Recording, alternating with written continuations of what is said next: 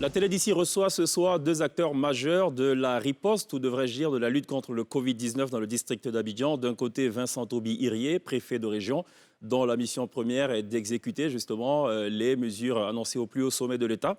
Et de l'autre côté, Jean-Marc Yassé, maire de Cocody, qui a la particularité d'avoir pris le devant des choses bien avant même la décision donc de décréter un état d'urgence. On parlera de leurs actions au quotidien, des avancées, mais aussi des points de blocage. Pour le volet artistique de la scène de la télé d'ici, on recevra Laurie Melody, une jeune artiste qui ne vous laissera aucunement de marbre. La télé d'ici, l'essentiel de ce que vous êtes en droit de savoir ici. Bonsoir, bienvenue.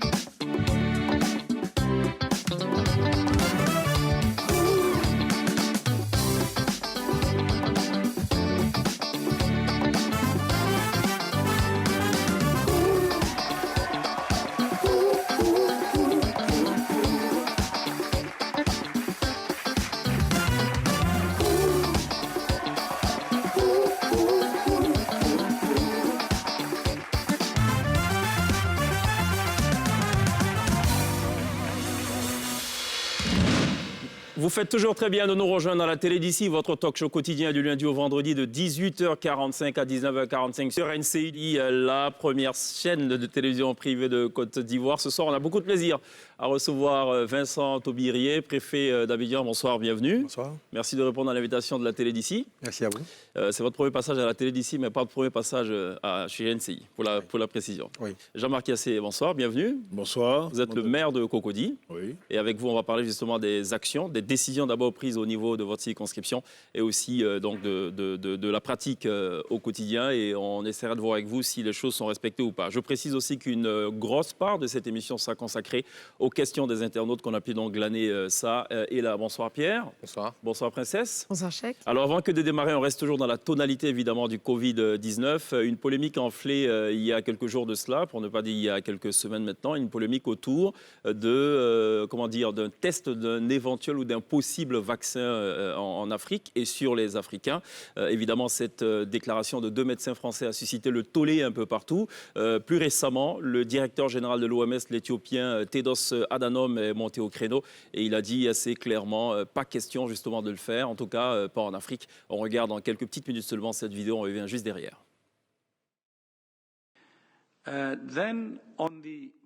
Sur la question des vaccins, il y a eu, je crois, la semaine dernière, des commentaires de la part de quelques scientifiques qui disaient que le terrain d'essai de ces vaccins serait l'Afrique. Pour être honnête avec vous, j'ai été très consterné. Et c'était une période où je disais que nous avions besoin de solidarité.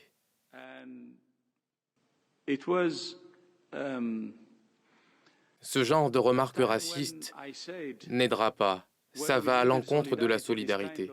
L'Afrique ne peut pas et ne sera jamais le terrain d'essai de quelconque vaccin. Nous suivrons toutes les règles pour tester quelconque vaccin partout dans le monde. Que ce soit en Europe ou en Afrique, nous utiliserons le même protocole.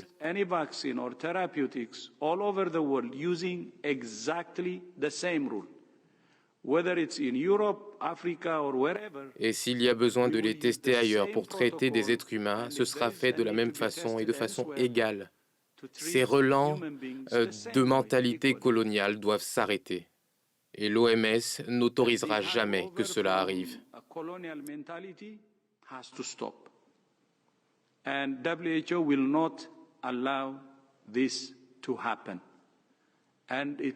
C'était une honte et c'était consternant d'entendre au XXIe siècle de la part de scientifiques de telles remarques.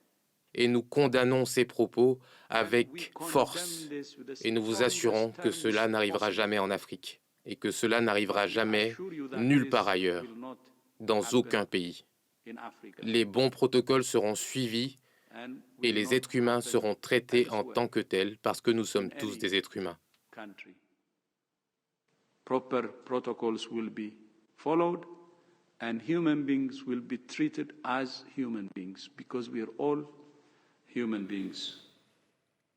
Voilà qui a le mérite donc de mettre fin au débat autour donc de cette polémique, de cette question d'un test de vaccin sur le continent. Vincent Aubirier, dans la nuit du 21 au 22 mars dernier, vous avez effectué une visite terrain pour essayer de constater de vos propres yeux le respect ou non des exigences sanitaires, de la distanciation sociale et tout. On va revenir quelques secondes justement sur cette visite et juste derrière, on se fera donc un petit débrief. Les mesures arrêtées par le gouvernement pour contrer l'épidémie de coronavirus en Côte d'Ivoire ne sont pas suivies sur le terrain. C'est le constat fait dans la nuit du samedi à dimanche dans des maquis, bars et nightclubs de Yopougon, Koumassi et Cocody par le chef de circonscription administrative d'Abidjan, le préfet Vincent Aubirier. Outré par des attitudes d'incivisme et d'indiscipline, il a instruit séance tenante la fermeture de certains lieux visités. C'est le cas ici, à Cocody-en-Grès, 7e tranche. Il est 1h27 du matin. Alors qu'il veut s'enquérir de la situation dans cette boîte de nuit, un agent saute le compteur. Le préfet et sa délégation, dont le maire, sont alors dans le noir. Difficile d'accuser le coup. Non, c'est une arrogance. Ça veut dire on s'en fout, quoi. Voilà. Demain, on va fermer tout ça parce que vous ne pouvez même pas gérer, vous ne pouvez même pas prendre de liberté. Demain, on sera obligé de fermer.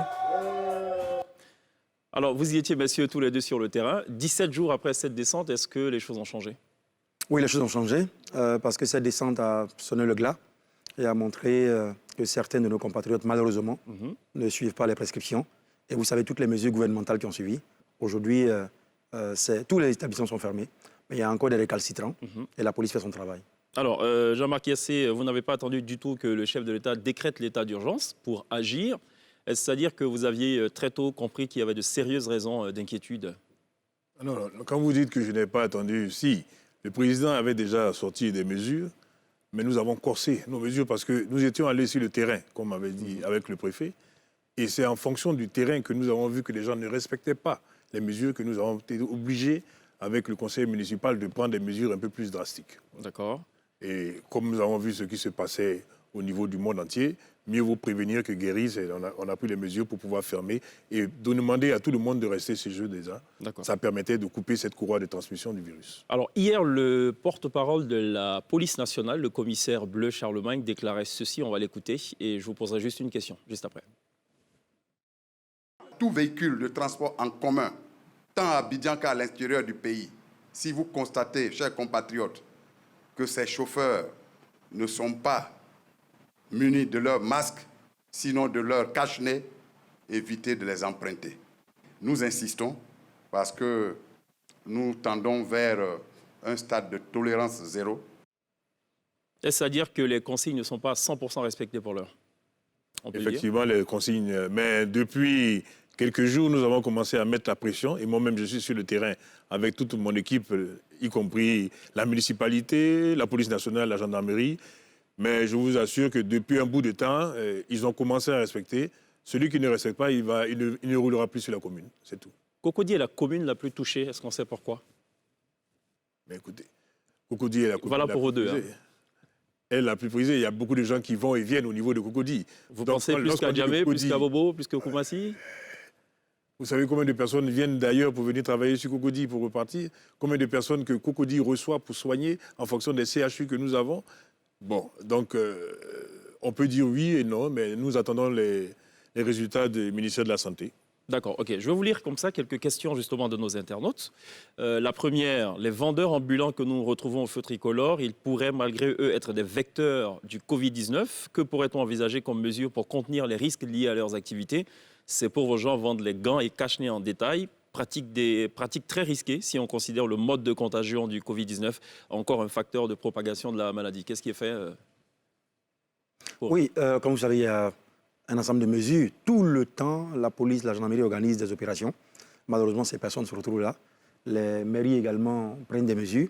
Mais il faut passer à un autre niveau de la répression, c'est au niveau de la population. Il faut que vous acceptiez, s'il y a des vendeurs, c'est parce qu'il y a des acheteurs. Il y en a qui préfèrent faire les achats à ces points-là. Je peux vous donner des chiffres. Il y a eu des centaines et des centaines de personnes interpellées, des marchandises saisies, mais ils reviennent toujours parce que certains de nos compatriotes préfèrent acheter là facilement au feu rouge, au feu vert. Et donc, c'est ça la problématique. Nous ne pouvons pas être partout en même temps. Il faut que les populations prennent leurs responsabilités en ne faisant pas ce genre de stop-là, dangereux. Ok, une autre préoccupation, le maire de Cocody a ordonné la fermeture des restaurants sur toute l'étendue de la commune. Ne pourra-t-il pas envisager une ouverture de ces restaurants via les services de plats à emporter ou livraison à domicile? Oui, j'avais demandé la fermeture de tous les restaurants, effectivement, mais j'avais permis qu'on fasse les livraisons. C'est-à-dire que les gens ne devaient pas s'asseoir dans le restaurant pour consommer, de telle sorte qu'il n'y avait pas de contact, mais ils pouvaient faire les livraisons. Mais à partir du moment où l'État a sorti et demandé la fermeture, la mairie se met maintenant par derrière et laisse la priorité à l'État de pouvoir gérer certaines situations. Absolument. Et parlant de cette mesure, c'est très clair. Il y a les restaurants et il y a la restauration. Il y a le commerce. Vendre des plats emportés, c'est le commerce. Et le commerce n'est pas interdit dans certaines conditions actuellement. D'accord. Donc les plats emportés, les livraisons à domicile sont... Comment on vivrait d'ailleurs sans nourriture? C'est une des premières mesures qui a été prise ici à Abidjan. Nous avons décidé qu'il y ait des plats emportés, qu'on achète et qu'on parte dans les conditions de respect de la distanciation sociale. Absolument. Une autre question d'un internaute. Parmi les nombreuses informations qu'on reçoit, il est dit que la commune de Cocody et par extension Bingerville est celle qui actuellement regorge le plus de cas, soit 45% des cas dits confirmés.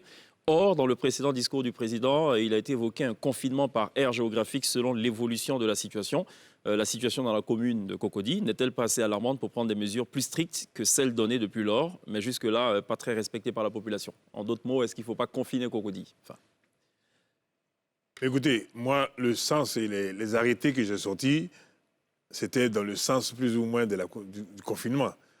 Si les gens ne sortaient pas et les gens restaient chez eux, comme je vous ai dit au départ, nous allons briser cette chaîne de transmission du virus. Mais il y a beaucoup d'indisciplinés encore. Mais quand même, à 75%, les gens ont respecté les consignes. Là, nous sommes arrivés à un stade où il faut que les gens comprennent. Et vous allez voir que Cocody a mis en place depuis un bout de temps distribution d'abord des kits, sensibilisation de la population, lavage des mains, le port du masque obligatoire, tenir les distances. Et même nous sommes passés à distribution de certains vivres à des populations qui sont le plus touchées, puisque malheureusement pour nous, au niveau de la Côte d'Ivoire, on a beaucoup d'informels, donc des gens qui sont au jour le jour. Ces gens-là, il faut survenir. Vous avez les gens du troisième âge, vous avez certaines familles vulnérables, c'est à ceux-là que nous avons pensé et nous avons commencé à distribuer des kits pour pouvoir les aider et leur demander « restez chez vous ». Le fait de rester chez vous va couper cette courroie de transmission, va vous empêcher de transmettre ou de recevoir ce virus et nous allons nous retrouver tranquillement après. Alors Vincent Tobi, est-ce qu'il est possible de confiner une commune à l'intérieur d'un district? Quand on sait que beaucoup habitent Cocody et vont travailler ailleurs, inversement, est-ce qu'il est possible de confiner une commune? Bon, il faut savoir que la situation évolue. Vous le savez, on était à un cas, ensuite aujourd'hui on a un certain nombre de cas, on a des centaines de cas. Et donc les mesures du gouvernement sont graduelles en fonction de la gravité de la situation, du type de population, du profil des personnes contaminées et de la localisation géographique. Donc si vous regardez bien l'actualité, on a eu un séquençage hebdomadaire. Depuis un mois, chaque semaine, il y a de nouvelles mesures en fonction de l'évolution. Il y a eu d'abord les mesures ordinaires des mains, ensuite il y a eu le communiqué du CNS avec la fermeture de certains sites, il y a eu ensuite la déclaration du président de la République, il y a eu ensuite le décret qui a été pris pour instaurer l'état d'urgence, il y a eu le coup-feu, il y a eu dernièrement une réévaluation et aujourd'hui le gouvernement se réunit. Donc chaque fois que ça évolue, on prend des mesures. Donc pour répondre directement à votre question, il y a un certain nombre de facteurs sociologiques, économiques. Vous savez, confiner, ça demande beaucoup de choses. Et tous ces éléments sont appréciés avant de prendre une décision éventuellement. Donc toutes les mesures sont sur la table du gouvernement pour pouvoir endiguer la maladie. Est-ce que c'est quelque chose qui est tenable, raisonnablement? Vous aurez les réponses, mais toutes les mesures qui permettront de protéger les populations sont à l'étude. D'accord, rien n'est à exclure. Il m'a semblé lire sur un document, c'est un internaute qui parle, que le seul centre de dépistage prévu pour la commune de Cocody serait le CHU. Cette préoccupation pourrait ne pas être du ressort du préfet, mais je me demande si cette prévision suffit pour une commune qui s'est géographiquement étendue de manière très significative ces dernières années. Il peut être aisément constaté un accroissement subséquent très important de la population de cette zone. Bien sûr, cette préoccupation n'est fondée que s'il n'est prévu qu'un seul centre de dépistage pour Cocody. Bon, peut-être avant que le maire revienne, parce que j'assume la responsabilité d'avoir transmis au gouvernement les sites qui font l'objet de certains litiges. D'accord. Le maire de Cocody a eu une prompte réaction et m'a proposé un certain nombre de sites. Et ces sites ont été transmis au gouvernement. D'accord. Donc le site qui existe là est un site qui a été validé par le maire et moi, ensuite déposé auprès des membres du gouvernement. D'accord. OK. Et je suis très content d'une telle question parce qu'ils s'inquiètent de ce qu'on n'a pas beaucoup de sites. C'est cela. Pendant que certains s'inquiètent d'avoir un seul site. À Yopougon. C'est bien d'avoir des internautes de cet acabit-là qui sont capables de porter la bonne information. D'accord. Donc, à Cocody, le maire et moi, nous venons à l'instant de ce site, de ce centre. Il faut distinguer deux choses. Il y a les centres de prélèvement. Et je répète, ce sont des dispensaires Covid-19. Donc, vous avez un problème, la jeune chanteuse qui est là, elle pense qu'elle a dû être en contact avec quelqu'un, elle va juste se renseigner. Ou elle a une préoccupation, peut-être qu'elle a la fièvre, elle a tout le monde peut avoir ça, elle va se renseigner. Au lieu qu'elle aille dans un dispensaire où se trouvent les malades du palu, ceux qui sont blessés, ceux qui ont des problèmes avec leurs cheveux, leurs pieds, leur ventre, leur dos, elle va dans un centre dédié où des médecins formés sont là pour ça. C'est tout. Et ça n'a rien à voir avec les sites d'hospitalisation au cas où nous arrivions à un niveau d'alerte et de, je dirais, de déflagration, où on a beaucoup de malades en même temps. Et ça, ces sites-là, c'est les hôpitaux. C'est là, je suis de Cocody. Et là, je viens maintenant du Palais des Sports, où des unités sont en train de monter pour parer au danger demain. Donc, c'est deux choses totalement différentes. D'accord. C'est suffisant, un seul site? Mais écoutez, comme il a dit, ce n'est pas tout le monde qui va venir en même temps. Tout le monde ne va pas... Il faut l'espérer. On touche du bois et par la grâce de Dieu, j'espère que tout le monde ne viendra pas si les gens respectent les consignes. C'est-à-dire, on lave les mains, on tente. Il y a un principe à respecter. À partir du moment où on respecte ces principes, je pense que ça va diminuer le taux de personnes qui vont venir. Et je pense que les gens qui vont là-bas, c'est les gens, comme m'a dit monsieur le préfet, soit j'ai mal à la tête, soit j'ai la toux. Bon, donc ce n'est pas tout le monde qui sera dépisté automatiquement. Donc je pense qu'un site suffit. Et la préoccupation des uns et des autres, c'est une affaire de communication, d'information. Parce que beaucoup de gens se disaient, bon, qu'est-ce qui se passe? À partir du moment où nous avons appelé, parce qu'à Cocody, nous avons appelé les différents syndics, nous avons appelé les communautés pour leur faire comprendre que ce ne sont pas des centres de confinement, mais c'est des centres de dépistage ou pour tester. Et ce n'est pas tout le monde qui va aller de façon immédiate. Voilà. D'accord, OK. Et peut-être pour compléter la réponse de monsieur le maire de Cocody, nous avons transmis au gouvernement des dizaines de sites proposés. Et ça va dépendre de l'évolution de la situation. Voilà. Donc, pour répondre à votre question sur Cocody, nous avons dans tout Abidjan, donc les 10 communes que vous connaissez, plus les 3 autres, Songon, Benjerville, Anyama, des dizaines de propositions, y compris un certain nombre de Cocody, mais ces sites seront connus pour accroître la communication. Est-ce que vous pensez que les riverains du stade de la BAE ont finalement compris le message? Je l'espère. Je l'espère. C'est pour leur bien. Parce qu'il n'est pas exclu qu'à la BAE, on ait quelques personnes qui soient infectées et qui voudraient partir à Trècheville, à Cocody pour se faire soigner. Ou alors pour avoir des informations. C'est cela. Donc, il le fera à côté d'eux. Il faut privilégier donc la proximité. Et même au-delà de ça, il faut savoir que l'État assure son rôle régalien de protection des populations.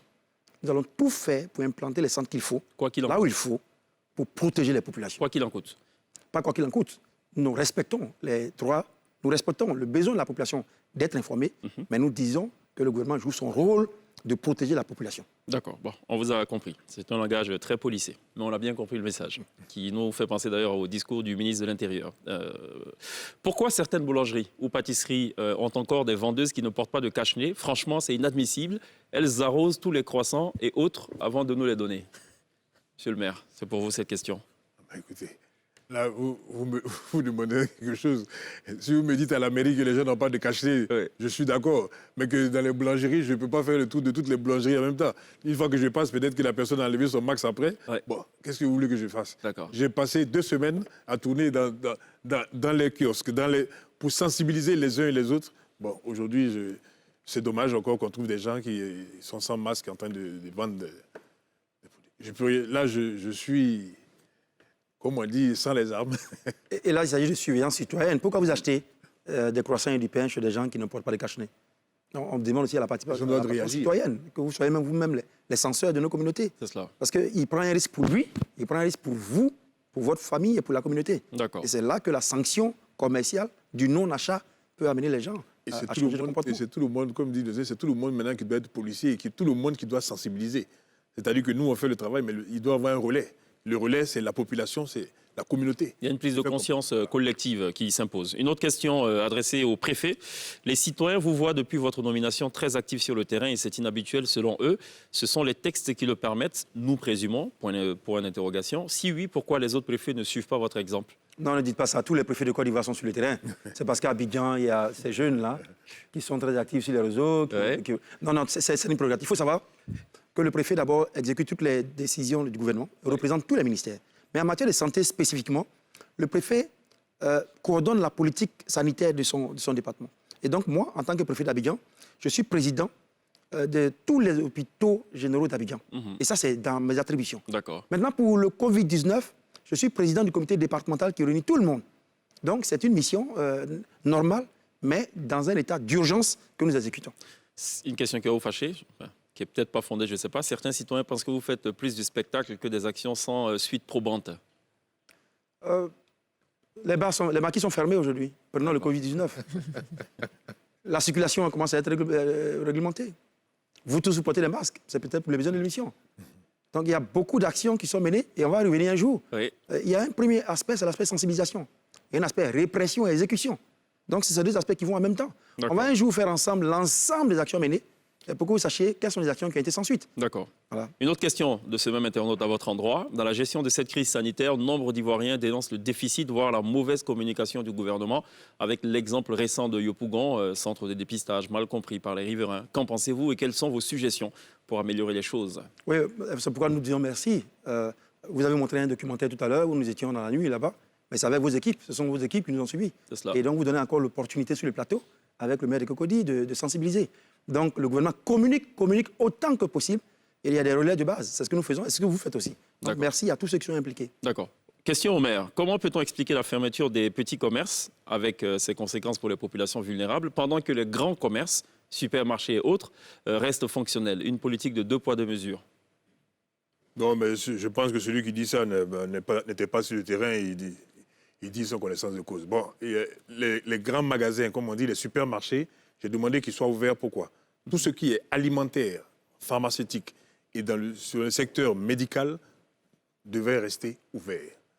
Tout autre magasin devait être fermé. C'est ce qui a été fait. D'accord. Je suis passé dans des grands magasins. Je ne vais pas citer les noms des magasins où je suis passé, mais j'ai fait moi-même la fermeture de ceux qui ne voulaient pas exécuter. D'accord. Et je ne vous cache pas qu'à un moment, tout le monde a respecté. Il n'y a pas de petits, il n'y a pas de grands. Et la mairie se base sur les plus petits. Ce que les gens doivent savoir, c'est les petits magasins qui payent souvent les taxes aussi à la mairie. Les gros magasins sont plutôt au niveau des impôts. Des impôts. Donc, je ne vais pas me faire harakiri, alors que je sais que c'est les gros qui ne m'intéressent pas.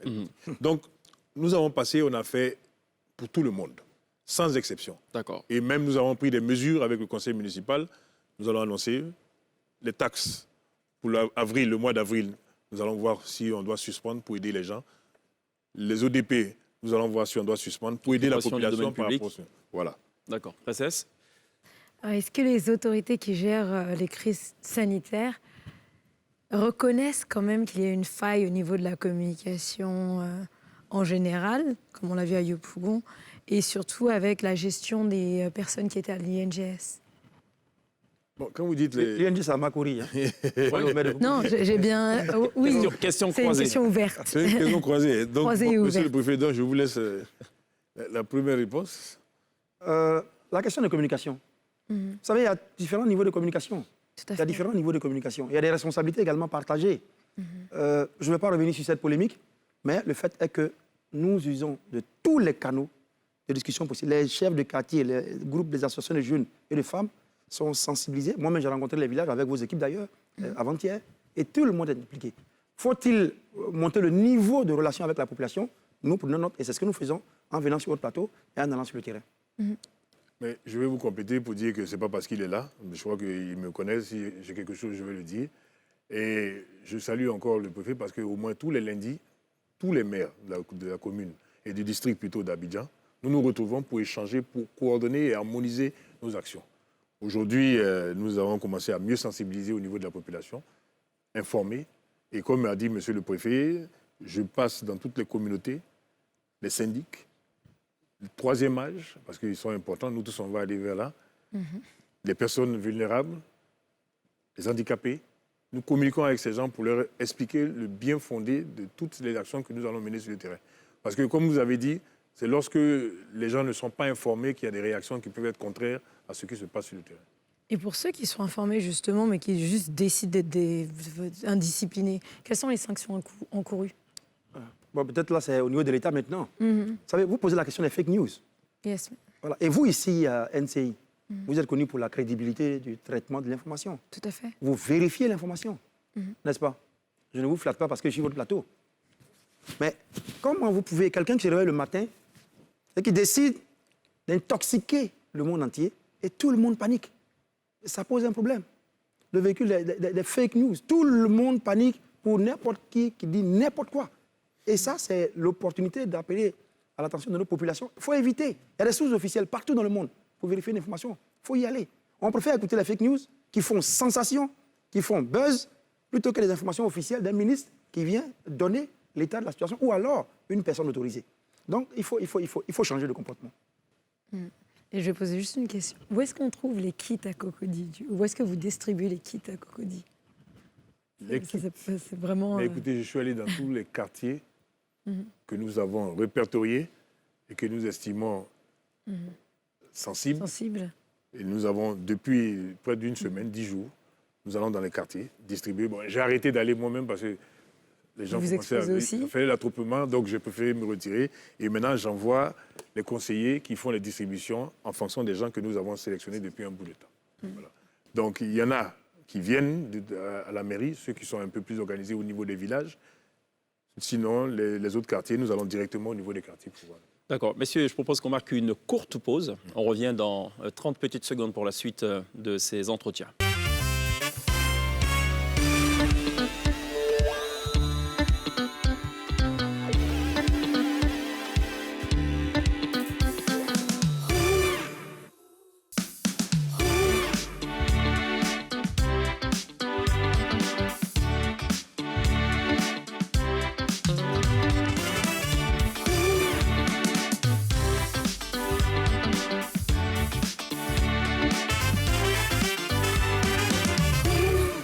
Vous faites toujours très bien de nous rejoindre dans la télé d'ici du lundi au vendredi de 18h45 à 19h45. On va y arriver.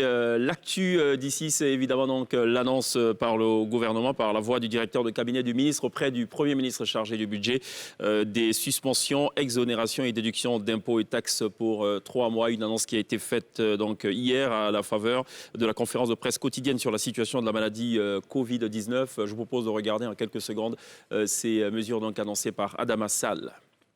Ces dispositions fiscales se présentent sous 4 formes.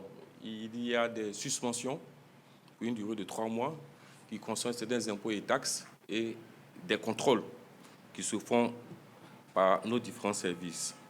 Il y a des exonérations qui sont faites totalement, il y en a qui sont partielles et il y a des réductions d'impôts. Voilà, il s'agit donc, pour la petite précision, donc, les impôts sur les bénéfices, le paiement de la patente, l'impôt synthétique, la contribution des employeurs, les taxes forfaitaires des petits commerces et artisans, les impôts sur les revenus des créances et les impôts concernant les secteurs du tourisme et de l'hôtellerie, qui sont donc suspendus pour 3 mois, pour les mois de avril, mai et juin. De même, les contrôles en termes de généralité sur la comptabilité, les contrôles que les services fiscaux et douaniers font sur pièce, les contrôles inopinés et ponctuels qui sont aussi suspendus pour 3 mois. Aussi bien au niveau de l'administration fiscale que douanière. Je rappelle, et j'en profite d'ailleurs pour rappeler que la Côte d'Ivoire a enregistré à la date du mardi 7 avril 26 nouveaux cas, ce qui porte donc le bilan global à 349 cas confirmés, 41 cas de guérison et 3 décès. La Côte d'Ivoire donc qui arrive tristement en 2e place après le Burkina donc dans le classement des pays de la CEDEAO touchés par le Covid-19. Une série que vous suivez aussi, un téléfilm à succès, c'est Chez les Kofi tous les jours, à partir de 18h, du lundi au samedi. Alors justement, la famille Kofi a choisi aussi de se lancer dans cette vaste campagne de sensibilisation. On regarde cela en un peu moins de 3 minutes et on revient juste derrière. Quoi? Sido, merci. Vraiment merci pour toutes les informations. J'ai dit, tu peux pas venir à la maison ici pour nous montrer comment on fait? Non. Il faut limiter les déplacements au maximum. Mais et l'argent que tu devais me donner là, on fait comment? Je te ferai un transfert, t'inquiète. D'accord. Respecte les consignes. Sois sage, je t'aime. D'accord. Allez, ciao, bye. Ah. Mano! Alissa! Mano! Maman! Venez ici! Passez! Quand je vous appelle, dépêchez-vous. Écoutez-moi très bien. Chut. Je ne vais pas voir quelqu'un dehors. Vous avez compris? Pourquoi? Toi, tu ne sais pas qu'il y a un virus qui se promène dehors. Le virus, vous savez comment on appelle ça? Covid-19. Maman, c'est pas Covid-19, hein. C'est plutôt Covid-19. C'est le nom biologique donné par les scientifiques. Maintenant, tu as bien parlé. Vous pouvez penser que son Covid seulement ça va arriver. Au moins, c'est que ça peut arriver à tout le monde. Moi, je suis assise à ce qui compte pour moi là. Et que ma famille vive sans cette maladie là. Hé, maman, viens ici. Il voyage de pays en pays, ma fille, où je te parle la même au quartier. Maman, moi j'ai peur. Moi, aller me cacher dans ma chambre, vous n'allez plus jamais me revoir. C'est mieux, ma chérie, va te cacher. Moi, ce qui me plaît dans l'affaire de Covid là, va plus aller à l'école. Tu es possédé par quel esprit? Dis-moi. Qu'est-ce qui se passe ici? Il se passe que monsieur est tiré, il va où? Au travail. Personne ne sort de cette maison sans une raison valable. Point. Moi, je dois travailler. Hein. J'ai des pouces à nourrir dans cette maison. Tu vas appeler ton patron et tu vas lui dire de t'acheter un ordinateur pour que tu puisses travailler à la maison ici. Plus une connexion Internet. Écoute, Akiba, chez nous, au travail là-bas, on respecte les mesures barrières de distanciation sociale pour éviter la transmission du virus. Au gros français, là, tu penses que ça peut arrêter le virus? Ceux même qui sont en France, ça reste dit français, là, ils n'ont pas pu bloquer tout le virus. Moi, je ne peux pas dire c'est quelqu'un. Je vous dis toujours, laver les mains régulièrement avec de l'eau et du savon. Limitez les contacts avec les gens dehors. On ne salue plus avec la main. On se salue maintenant avec les pieds ou bien le coude. Tu veux tout ça bien éternuer, c'est comme ça. Ok? Tidoni m'a dit que le gouvernement dit qu'on ne doit plus se toucher. Il faut une distance de 1 mètre entre nous. Ne t'approche pas de moi. Si on touche dans le coude, non. Et puis on se salue avec là. Ça, c'est un coronavirus directement dans le coude. Donc c'est comme ça là. Comme maladie, c'est pour les Chinois. Elle se salue comme les vieux Chinois. Chi, chi, et puis tu réponds. Chong, chigo. Tu vois, non?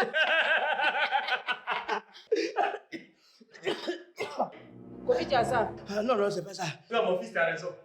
Donc, moi, il va au travail. Tu vas où? Si tu sors de cette maison, sache que désormais, là, c'est dans ce canapé que tu vas dormir. C'est truc là qui va. On sent même qu'il va ramasser même la maladie que tu faisais dans ma maison ici. Maman, quoi? Faut bien me regarder, il ressemble à qui? Toi, tu es mon Drogba. Voilà, il est Drogba. Comme tu sais que Drogba, il joue à balade ses amis pour être fort. Moi, je vois. Passe-y! Donne-moi ça. Et passe, ça ne va pas te laver les mains. Oh, mais là-bas, les sangs, coronavirus dans ma maison. Oh, regarde dans ma maison.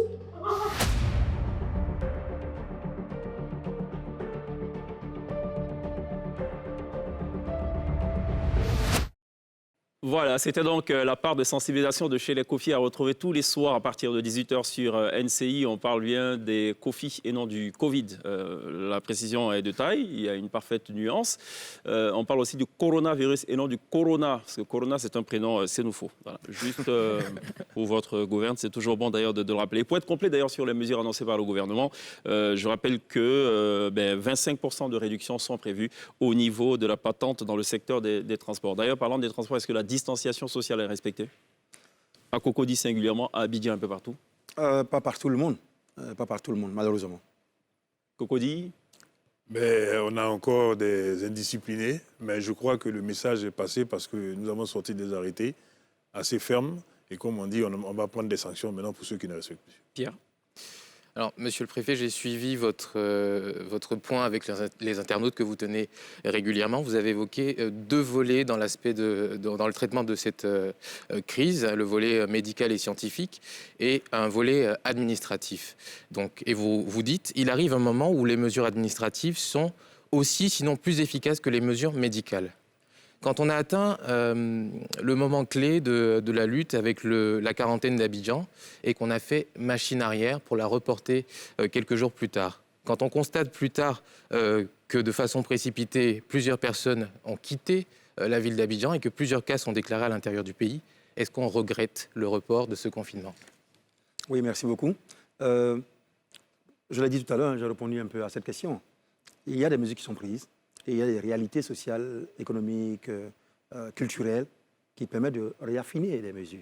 On ne va pas revenir sur le passif, parce qu'il faut plutôt avancer, il faut plutôt avoir des mesures, aujourd'hui, exécuter des mesures qui nous permettent d'empêcher la propagation de la maladie. Mais je peux vous assurer que le gouvernement a tout fait depuis très longtemps pour prendre les mesures, pour établir le protocole. Il y a des protocoles d'État qui existent pour contrer la maladie. Il y a également des attributions pour les services. Et même le comité que je préside, dont j'ai parlé, ce n'est pas un comité qui est né aujourd'hui, il existe depuis des décennies, où on préside les comités qui luttent contre les épidémies, les pandémies. Donc, il y a eu des actions. Mais le président de la République s'est déjà prononcé sur beaucoup de mesures. Donc pour moi, on avance et on communique mieux sur les mesures, on exécute les instructions données par le gouvernement pour empêcher que cette maladie ne fasse davantage de dégâts en Côte d'Ivoire. Alors, est-ce qu'après le report de ce confinement-là, est-ce qu'aujourd'hui, les autres préfets, je veux dire limitrophes,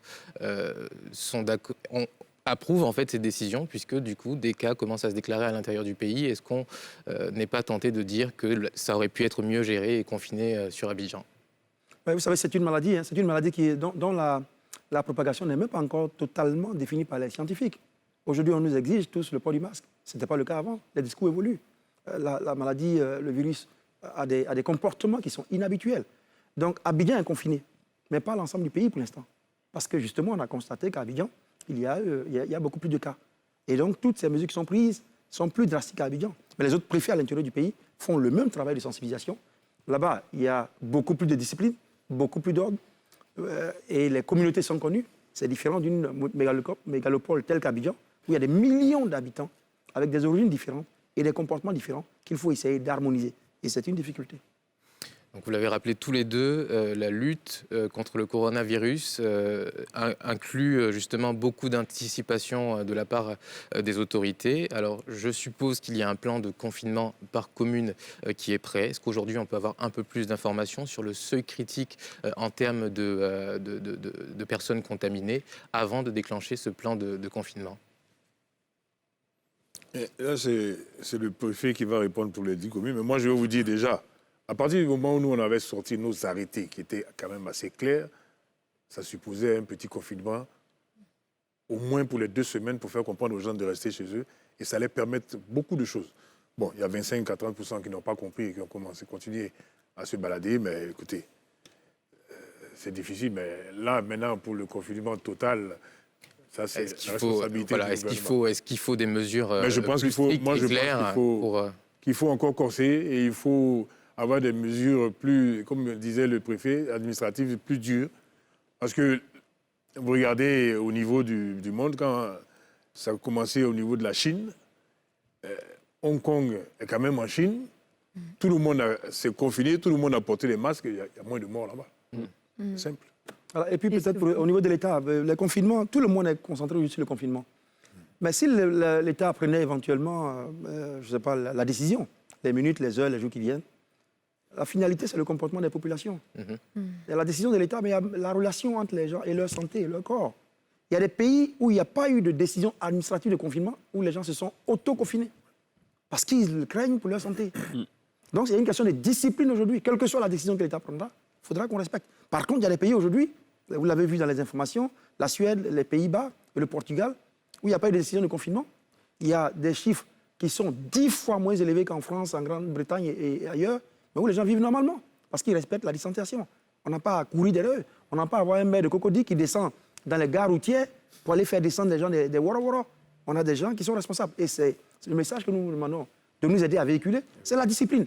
La discipline mettra fin à la propagation du coronavirus. Enfin, sur la gradation dans la réaction face à la lutte contre le coronavirus, le modèle a été, je veux dire, à l'échelle mondiale, on a constaté plusieurs échecs. Donc la question est de savoir, est-ce que ces mesures-là n'auraient pas dû être plus drastiques dès le début? Est-ce que ce plan de gradation dont vous parlez continuellement aujourd'hui, est-ce que vous y avez foi? L'échec de quelle mesure? La Chine a réussi. Hier, la Chine a célébré la fin du coronavirus. Tous les cas de Chine aujourd'hui sont importés. Mesures strictes appliquées.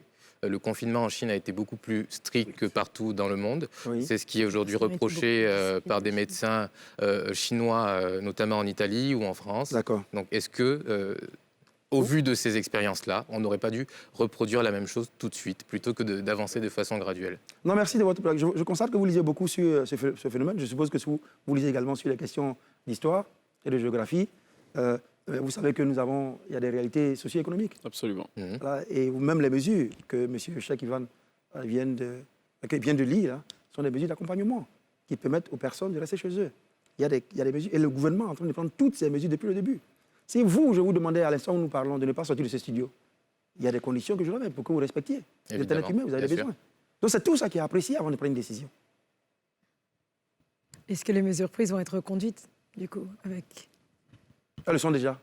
Je pense qu'elles sont déjà, il faut les reconduire et non seulement, mais les rendre encore plus strictes. La prudence légale et réglementaire qui a été prise dans les mesures, c'est que beaucoup d'entre elles n'étaient pas limitées dans le temps. C'était pas limité dans le temps. Enfin, il y a un dernier volet qui est intéressant dans votre action à tous les deux. On regarde, quand on voit dans les médias, on voit qu'il y a une inclusion de nombreux acteurs qui sont aujourd'hui en mesure d'amener leur participation dans la lutte contre le coronavirus. On a vu notamment l'exemple de la tech avec l'entreprise WeFly Agri sur la circulation de drones. Est-ce qu'aujourd'hui, quels sont les acteurs qui devraient s'avancer d'eux-mêmes pour participer à cette lutte-là? Parce qu'il y a de la place pour tout le monde, j'imagine. C'est vous d'abord. C'est mademoiselle, désolé, madame, à côté de vous. Merci. C'est Cheikh Ivan, c'est tous ceux qui sont là. Vous avez une action de premier plan qui est même plus forte que toute autre action. Vous touchez des masses, vous touchez des esprits. Votre crédibilité permet de donner un écho au message. Donc vous êtes les premiers acteurs. Le gouvernement et l'administration ne font que prendre des décisions que vous portez à la connaissance des populations. Donc on vous encourage à continuer ce travail. Et bien sûr, toutes les plateformes citoyennes. On ne demande même pas aux gens de sortir des centaines de millions de francs CFA de leur poche. Tout ce qu'on demande, c'est que chacun soit juste prudent à son niveau et on va gagner la lutte. Vous avez le même avis? Je suis du même avis. Et en plus, comme m'a dit monsieur le préfet, il y a des mesures qui sont prises et toutes les mesures d'accompagnement peuvent se faire tranquillement après. Je disais aux gens, et lorsque je descendais dans les marchés, mesdames, les taxes et tout ça, la mairie peut les enlever. Mais pour le moment, si vous restez chez vous et que vous cassez cette chaîne de transmission et que nous aurons le plaisir plus tard de venir vous voir, parce qu'on sait que vous avez respecté, vous n'êtes pas contaminé, c'est le plaisir pour nous. Est-ce que vous êtes entendu quand vous portez ce message? Oui, vous avez oui. le sentiment d'être compris? Je pense, parce que là, je suis reparti plusieurs fois dans différents marchés. Au début, quand j'avais demandé, les femmes allaient vendre au marché avec les enfants. Là, quand on est reparti, elles ont compris, on leur a dit arrêtez, portez des masques. Vous passez aujourd'hui, toutes les femmes ont des masques pour vendre. Les enfants ne sont plus là, elles les ont laissés à la maison. Mais le malheur encore, c'est que chacun veut contrôler sa vente.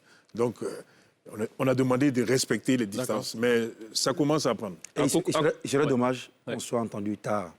Il serait dommage que les riverains du stade BAE ne nous écoutent que lorsqu'ils auront besoin de centres.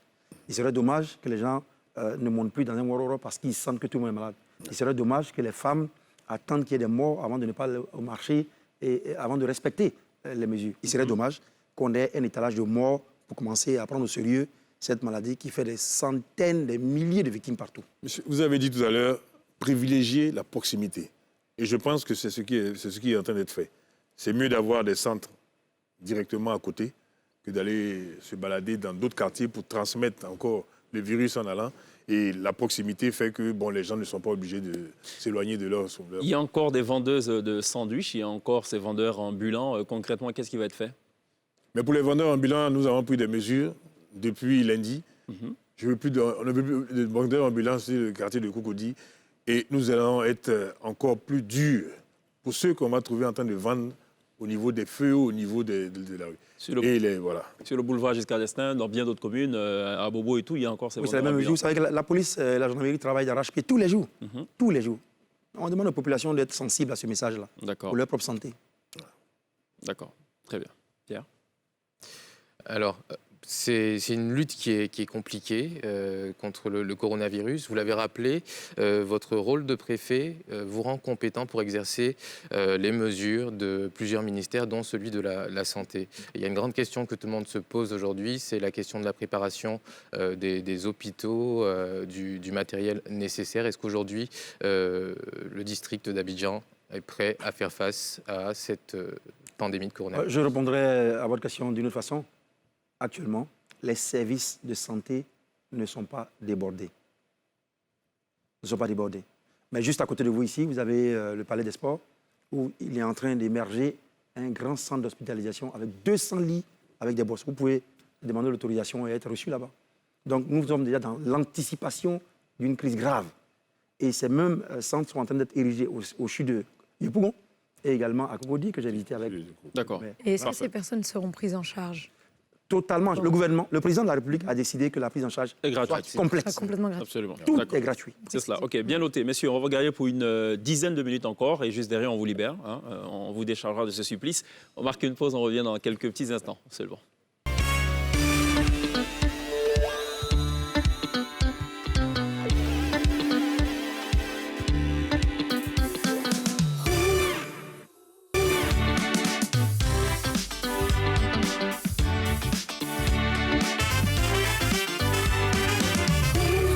Retour sur le plateau de la télé d'ici pour Télévivre la Côte d'Ivoire dans tout ce qu'elle a d'essentiel. Alors Jean-Marc Yassé, maire de Cocody, qui n'hésite pas, chaque fois que le jingle est lancé, à bouger de la tête et à se contorsionner quelque peu. C'est l'âme certainement d'un instrumentiste. Vous jouez à la guitare, je crois? Ah non, j'ai pas eu cette chance. Mais rassurez-vous, j'aime bien la salsa, j'aime bien les... Ça va. D'accord, très bien. Le préfet, lui, par contre, ne bouge pas du tout sur le jingle. Pourtant, c'est un grand danseur. C'est le gros paradoxe. Parce qu'il aime le zouglou. Il aime le zouglou. D'accord. Alors, Princesse, dans cette émission, il y a ce qu'on appelle le kiff du web. En gros, et puis on essaie de se coller un peu à l'actualité en ce moment, c'est le coronavirus. Et vous savez que sur les réseaux sociaux, il y a comme une sorte d'émergence, on va dire, des talents sortis ça et là. On ne sait pas. Enfin, Princesse nous a déniché quelque chose apparemment. Alors, tout ça, vous aimez le zouglou, vous aimez la musique. Donc, on va écouter cette femme qui chante, qui a été encore une fois inspirée par le coronavirus. Corona, tu crois que tu es fort, mais laisse-moi te dire que notre Dieu est plus fort que toi. Tu as tué partout, oh. Maintenant c'est notre petite Afrique, oh, où tu sèmes la terreur, oh, dans le cœur de tout le monde. Et Corona, tu crois que tu es fort, mais laisse-moi te dire que notre Dieu est plus fort que toi. Tu as tué partout, oh. Maintenant c'est notre petit Afrique, oh, où tu sèmes la terreur, oh, dans le cœur de tout le monde. Le commentaire du zouglophile. Ah ouais, non, c'est merveilleux. Et c'est ça la beauté de la création artistique ivoirienne. D'accord. De pouvoir s'inspirer des situations même les plus dramatiques pour faire ce genre de chef-d'œuvre. D'accord. On se fait un dernier tour de table. Monsieur le maire, vous avez peut-être un message à passer à l'endroit de vos concitoyens et vos gouvernés, par ailleurs. Mais non, que je sers. Je suis le premier serviteur des administrés de Cocody. Ce que je vais demander aux administrés de Cocody, encore une fois de plus, c'est de respecter les arrêtés et du gouvernement, du président de la République, et les arrêtés du conseil municipal, pour leur demander vraiment, si vous n'avez rien à faire dehors, pour préserver des vies, pour préserver vos familles, pour vous préserver vous-même et les autres, restons à la maison. Respectons les mesures qui ont été données par les médecins, c'est-à-dire le lavage systématique des mains, ou alors le gel hydroalcoolique. Respectez les distances de 1 mètre. Je vois bien que le préfet a plus d'1 mètre que moi. C'est cela, un peu plus d'1 mètre. Oui, non, 10, 1 mètre 15. C'est un peu plus d'1 mètre que moi. Le masque, le port du masque, c'est important. Chez nous, on peut encore dire qu'on va enlever, mais une fois que vous êtes dehors, en train d'échanger avec plusieurs personnes dans les véhicules, le port du masque est vraiment important. Donc, je demande à tout un chacun de respecter. Et nous, au niveau de la commune de Cocody, nous allons prendre des mesures, essayer de voir comment nous pouvons accompagner nos petits commerçants qui sont en place. D'accord. C'est le préfet. Je m'approprie toutes les recommandations faites par le maire de Cocody. Nous travaillons ensemble, comme il a dit. Mais c'est à vous que je voudrais dire merci, c'est-à-dire à vous, agents de presse, agents de médias, parce que vous faites un travail formidable dans l'information. Vous équilibrez également. Donc, on souhaite que vous continuiez ce travail. Ensemble, nous vaincrons le coronavirus. D'accord. Ensemble, nous resterons tout à l'heure pour apprécier l'artiste Laurie Mélodie. Juste le temps de marquer une courte pause. On revient dans quelques petites secondes seulement.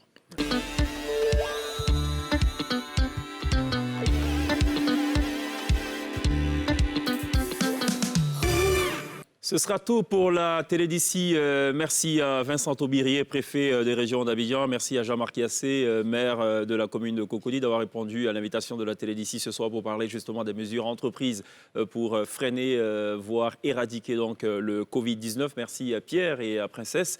On se dit à demain d'ici la Take Care. Laurie Mélodie, une artiste qui donne dans le gospel et ce soir live sur la scène de la télé d'ici, elle nous propose d'apprécier, de déguster 2 titres, Suivre son règne et Fille incomprise. Laurie Mélodie, right now, sur la scène de la télé d'ici.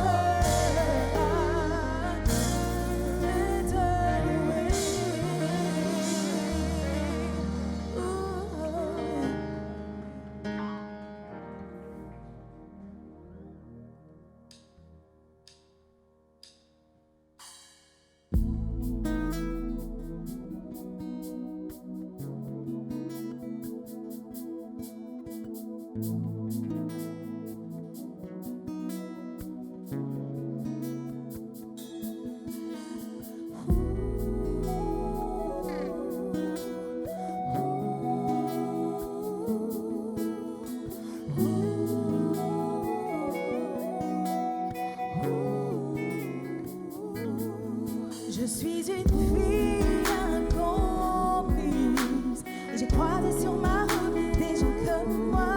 Rien n'est plus fou aujourd'hui que de vivre par amour et avoir la foi.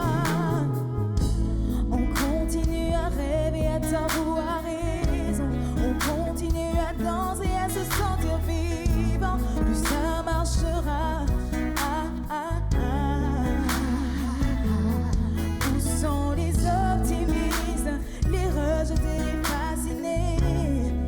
Pour qui l'espoir ne peut s'abandonner, j'emprunte au rêve au pas. Je suis une fille incomprise et j'ai croisé sur ma route des gens comme moi. Rien n'est plus fou aujourd'hui que de vivre par amour et avoir la foi. On rêve debout, on rêve les yeux ouverts.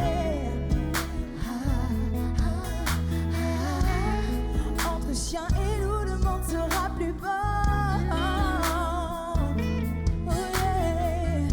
Sommes-nous les plus lâches, sommes-nous les héros, les obstinés d'un monde nouveau.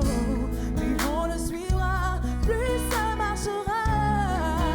Oh, je suis une fille incomprise et j'ai croisé sur ma route des gens comme moi. Rien n'est plus fou aujourd'hui que de vivre par amour et avoir la foi. Cœur à cœur, main dans la main, on peut tout changer, partager et s'aimer.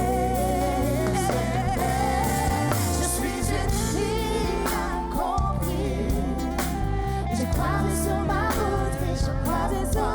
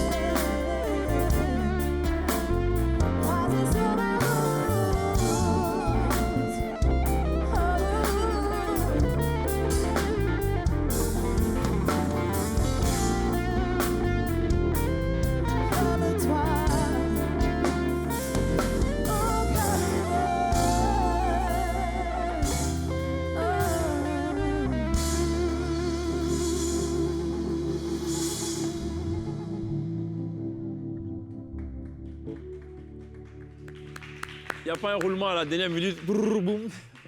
Bravo, Laurie Melody.